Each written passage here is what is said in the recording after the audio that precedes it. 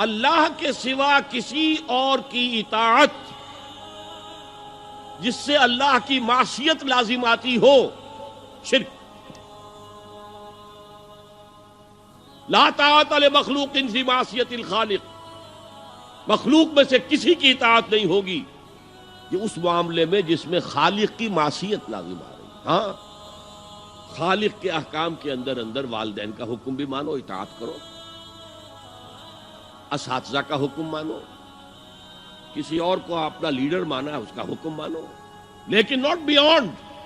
وہ جو سرکل ہے کتاب و سنت کا، اس سے باہر نہیں۔ لا طاعت لمخلوق فی معصیت الخالق، یہ آپ الجبرے کے فارمولے کے طور پر اپنے سامنے رکھیے۔ اب اسے اپلائی کیجئے، جیسے فارمولوں کے ذریعے سے پھر بڑے بڑے وہ سم جو ہے وہ حل کیے جاتے تھے سوالات۔ صبح کا وقت ہے، آنکھ بھی کھلی ہے، کوئی اذان کی آواز بھی کان میں آئی ہے، آپ کا نفس کہتا ہے ابھی سو جی۔ آپ نے اپنی چادر یا کمبل کو درست کیا اور کروٹ لی اور سو گئے۔ یہ کیا ہے؟ آپ نے کس کا حکم پیچھے پھینکا اور کس کا حکم مانا؟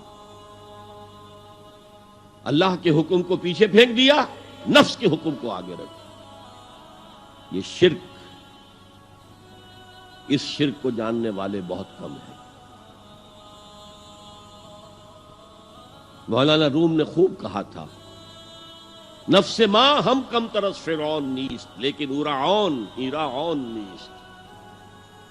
میرا نفس بھی فرعون سے کم نہیں ہے۔ فرعون نے کہا تھا نا، الیس لی ملک مصر وہذہ الانہار تجری من تحتی، کیا اس ملک مصر کی حکومت میری نہیں ہے؟ اور سارا جو یہ آب پاشی کا نظام ہے، انہار کا نظام ہے، وہ میرے کنٹرول میں نہیں ہے؟ جس کا چاہوں موگا کھلا رکھوں، جس کا چاہوں بند کر دوں۔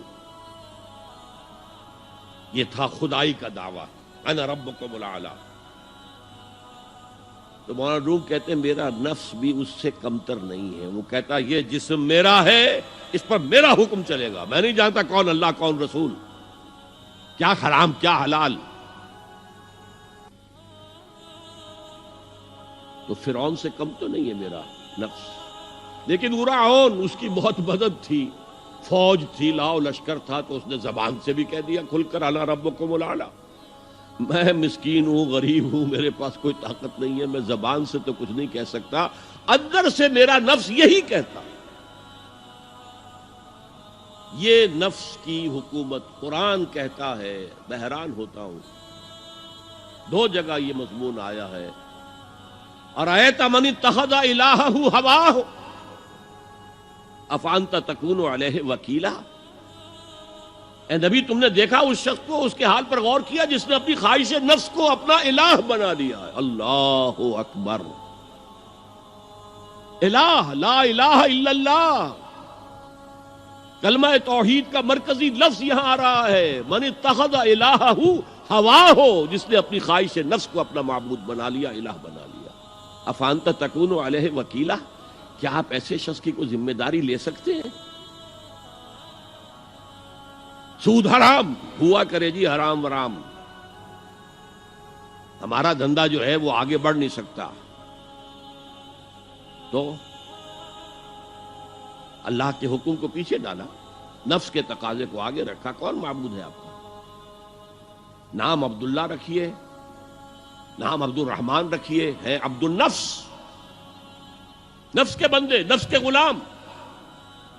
یہ میں نے یوں سمجھئے کہ جیسے میں نے ہجرت اور جہاد کی ڈیفینیشنز کی تھی۔ ہجرت کا بیس کیا ہے؟ پوچھا گیا ایو الہجرت افضل ہو یا رسول اللہ، اے اللہ کے رسول بتائیے سب سے اعلیٰ ہجرت کون سی ہے، افضل؟ فرمایا ان تہجر ما کرہ ربک، ہر اس چیز کو چھوڑ دو جو تمہارے رب کو پسند نہیں۔ آج رات ہی سے آپ ہجرت شروع کر سکتے ہیں۔ جائزہ لیجئے کیا کیا چیزیں میری زندگی میں خلاف شریعت ہے، تو اللہ کو ناپسند ہے، فیصلہ کیجئے کہ آج کے بعد نہیں ہوگی۔ ہجرت شروع ہو گئی، افضل الہجرہ، سب سے افضل ہجرت شروع ہو گئی۔ لیکن ٹاپ پر لے جائیے تو یہ ہجرت جب اللہ کے دین کو قائم کرنے کی جدوجہد اس مرحلے پر آ جائے کہ اب باطل کے ساتھ ٹکراؤ ہے اور اب چاہیے کہ ساری قوت ایک مرکز پر جمع ہو جائے، ہجرت فرض کر دی گئی، وہ ہجرت گھر بار چھوڑ کر، اہل و عیال کو چھوڑ کر، اور مکے کے بھیڑیوں کے رحم و کرم پر چھوڑ کر اپنے گھر والوں کو جو لوگ ہجرت کر کے آئے، حکم تھا۔ ہجرت مدینہ فرض تھی، ہجرت حبشہ فرض نہیں تھی، صرف اجازت تھی کہ جن سے سختیاں نہیں جھیلی جا رہی مزید وہ چلے جائیں۔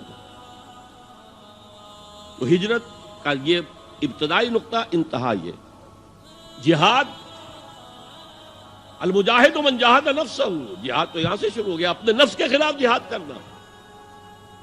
صبح نفس نے کہا ابھی سو جا، آپ نے نفس کی بات کو رد کیا، اپنا کمبل اٹھا کے پھینکا، اٹھے، وضو کیا، نماز کے لیے آپ مسجد چل دیے، آپ نے جہاد کیا نفس کے خلاف۔